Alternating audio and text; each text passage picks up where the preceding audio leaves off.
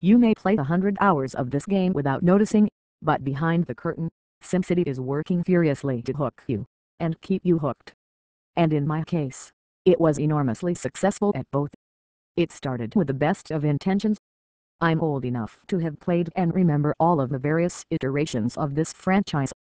I've built and destroyed countless Simcities. I've perfectly zoned my little towns, entered cheat codes, then left them to bake overnight and returned, triumphant, to a pile of simoleons, ready to read the whirlwind. I've been there, is my point. So when I received the latest, I thought that I could ride that lightning and quit any time. I was wrong. From the pleasing sounds of every various button press, to the satisfying way various parts of your city connect, then come to life, then die and come back from the dead, every element of this game has been perfectly and patiently engineered to engender an endorphin rush of accomplishment. Even the soundtrack, which can soothe or encourage, feels painstakingly crafted to tune your emotions with what's happening on screen. Simcity is more or less the same game it has always been. And it is, at the same time, radically new.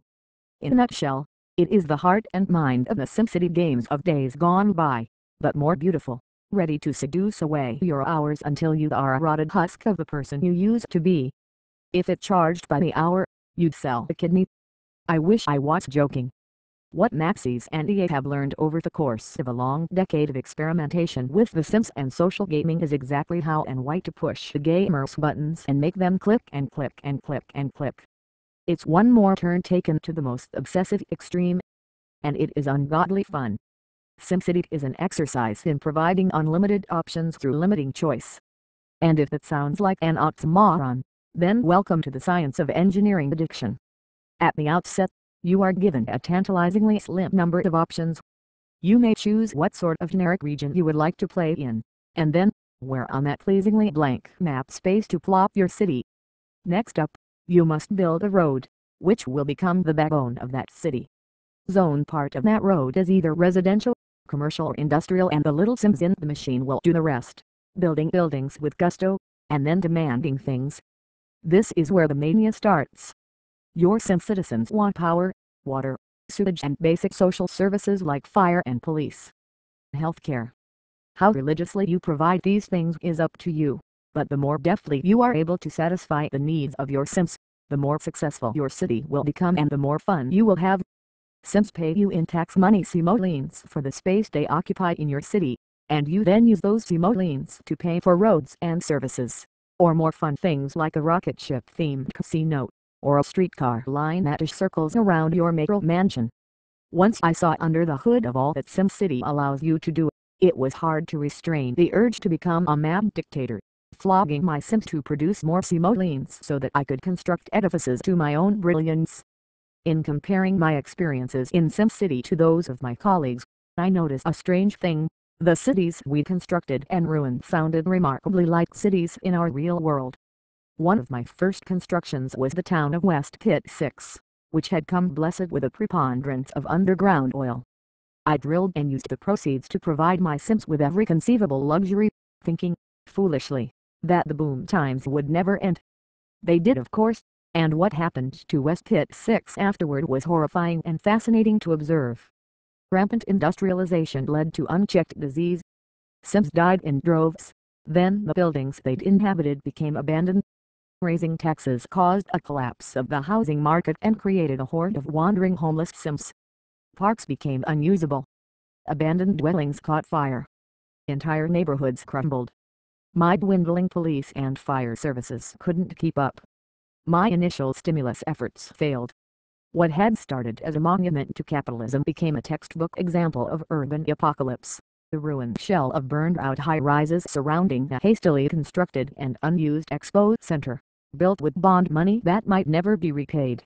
Simcity itself is deceptively easy to use. The user interface is intuitive enough to make finding what you need amidst a potentially complex array of options easy even at the most frenetic of times. I only very rarely felt lost for what button to press or which menu to find what service under. And while you can access fairly detailed tabulations of how much various things are costing versus how much benefit they are providing, if you don't ever want to see those things, you'll never need to.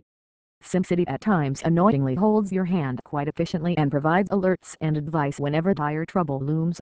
You can get into as much long-term trouble as you want. Take out a bond to build a nuclear power plant in a town without an education system. Okay, pal, it's your nightmare, but try to plot the road in a way that won't actually work, and the game will tell you why that can't happen. I was eventually able to revive West Pit 6, but only after founding the new city nearby and sharing resources, then methodically rebuilding, this time more carefully minding the budget. My two connected cities and those of my nearby neighbors now form a region. Some cities focus on industrial efforts, others on tourism, still others on other things. And the combined efforts of these disparate towns form an interconnected whole that is stronger than its parts. This is where Simcity's always-on connected play shows its strength. Cities in the same region can share services like police and dump trucks back and forth and even gift resources and simoleons. These connections are even more powerful between cities that share major roadways. The fun of cooperation will, of course, vary depending on with whom you are attempting to cooperate, but at first blush the amount of benefit versus potential mischief you will be able to inflict on your neighbors appears to be slanted towards beneficence. And the ability to create near-perfect simulations of existing small cities and towns right down to traffic patterns is truly amazing. Even thinking about the possibilities for applying this type of simulation to solving real-world problems makes my head hurt. It is as much an education in miniature on the vast interconnectedness of every facet of our modern lives as it is a game. Later, when the zombies came, I wish they'd done more damage. It is just a game, however, and so allowances are made for simplification and fun. You can, for example, experience the thrill of alien invasion, zombie apocalypse or meteor strike. Late into the evening/early morning during one play session, I watched as fiery streaks of death flashed across my screen and flaming space rocks obliterated my city. Panic. After scrambling to dispatch fire crews and hustling to demolish the rubble and rebuild, I realized I'd never had so much fun. Then later, when the zombies came, I wish they'd done more damage. As for how satisfying the experience is as a whole, take this example: I missed a meeting, and it was my meeting. During the course of one play session, I literally became so absorbed in the experience that I lost all track of time and played through an entire afternoon, oblivious to the fact that a meeting I had scheduled approached and then passed. When I returned to my workstation many hours later, I greeted my overflowing email inbox and the raft of polite but concerned inquiries as to my whereabouts with a serene, self-possessed calm. As if, whatever troubles the world might throw at me would be of little concern next to the travails I had experienced in West Pit 6. Then, after a brief, but furiously energized bout of desk work, I went back to Simcity and did it all over again. Simcity demands a constant connection to the EA servers, through Origin, in order to play. This can be problematic at times, but in my experience with Simcity, it was also when it worked seamless. We reviewed Simcity with pre-release code provided by EA, and played on one of their reserved servers. Server unavailability was a minor issue, at first, but after a handful of false starts over the course of an afternoon I experienced no problems. More problematic for me was my home network setup and a Wi-Fi router that has taken to dropping connections of late. If you lose an internet connection while playing Simcity will most likely stop and you will be forced back to the loading screen. Sucks to be whatever Sims you may have been trying to help or rescue. If you do not have a connection when you try to start playing, the game will not start. While I did have one brief experience of being able to continue playing the game offline in a private server environment with no other invited players, in all other cases about 8 separate times, over the course of 3 days the game simply halted and waited, politely, for connectivity to be restored. While an impromptu but costly router upgrade solved my Wi-Fi problem, the server issues were beyond my control, and the lesson lingered. It remains to be seen if EA servers will be up to the task of hosting however many simultaneous Simcity games will be played post-release.